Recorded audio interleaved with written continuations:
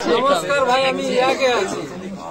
এখানে আমাদের ইউপি, বিহার, আন্ধ্রা, তেলেঙ্গানা সব মাদ্রাজি আমাদের প্রায় 4-5 স্টেটের লোক এখানটা ফেসে আছে। এবার আমার কাকদ্বীপ থানা ওই নামখানা আমাদের এখানে 15 লোক মতন আমার বাঙালি আছি টোটাল। আমাদের আসছি আজকে 3 বছর। আমাদের পাসপোর্ট শেষ হয়েছে, পাসপোর্ট লাগাইনি, রিনুয়াল করাইনি, ভিসা শেষ হয়েছে, ভিসা লাগাইনি, মেডিকেলের কোনো ব্যবস্থা নেই, তারপর খাওয়া দাওয়া ঠিক নেই। আজকের 7-8 মাসের স্যালারি ফেসে আছে ভাই। আমাকে এটিতে কোনো ঘরে ছাওয়া যাওয়ার কথা কইলে মার ধর বিভিন্ন রকমের পেশার দাটে, এটি আমাকে টোটালি ছাড়েনি ভাই। এর তরে মানে মমতা ব্যানার্জির কাছে রিকোয়েস্ট করবো ভাই, তোমার কাছে রিকোয়েস্ট করবো, যে কোনো ভাবে যে কোনো পর্যায়ে আমাকে এখানটায় ঝান বেচেলে আমাকে এখান দিয়ে যা, নাহলে আমাদের এখানে সব মরা পচা সব এক সবাল হয়ে আছে, খাওয়া দাওয়া কিছুই নেই। শ্রী লক্ষণ বেরা জুয়েলার্স, খাঁটি সোনা এবং সঠিক দাম। কাকদ্বীপ পূর্ব বাজার পোস্ট অফিসের সামনে, দূরভাষ 03-210-255-046। এলপি জুয়েলার্স, শুভ সময় সব সময়। ইরাকে কাজ করতে গিয়ে প্রায় 8 মাস আটকে রইল বাংলার 12 জন পরিযায়ী শ্রমিক। তাদের মধ্যে নামখানা এলাকার 8 জন বাসিন্দা রয়েছেন।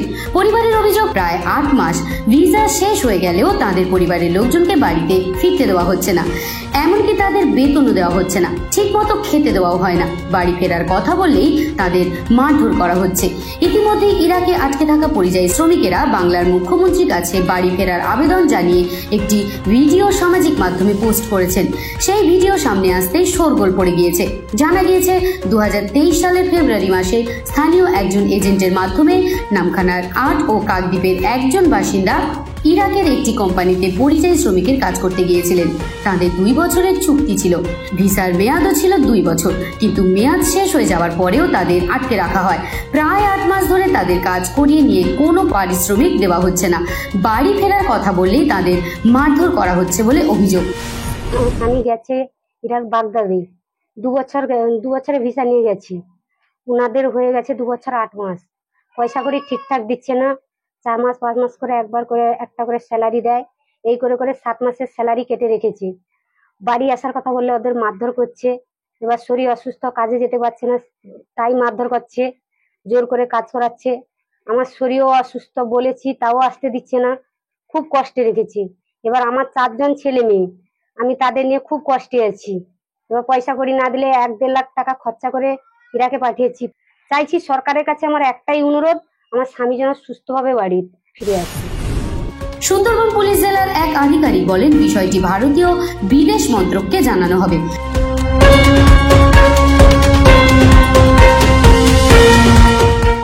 নামখানা থেকে রবীন্দ্রনাথ মণ্ডল ও শুভজিৎ মণ্ডলের রিপোর্ট, বিশ্ব সমাচার।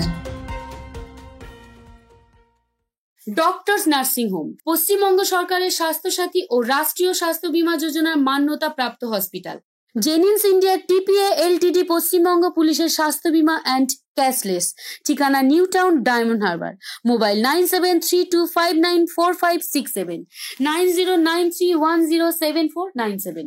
জয়নগরে এই প্রথম সরকার দ্বারা অনুমোদিত 100 শয্যা বিশিষ্ট নার্সিং হোম, স্পন্দন মেটার্নিটি অ্যান্ড নার্সিং হোম।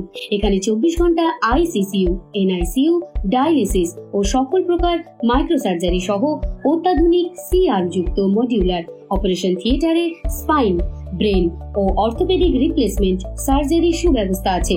সম্পূর্ণ বিনা ব্যয় স্বাস্থ্য সাথী, ওয়েস্ট বেঙ্গল হেলথ স্কিম ও অন্যান্য মেডিক্লেমের চিকিৎসা ও অপারেশনের সুবিধা পাবেন।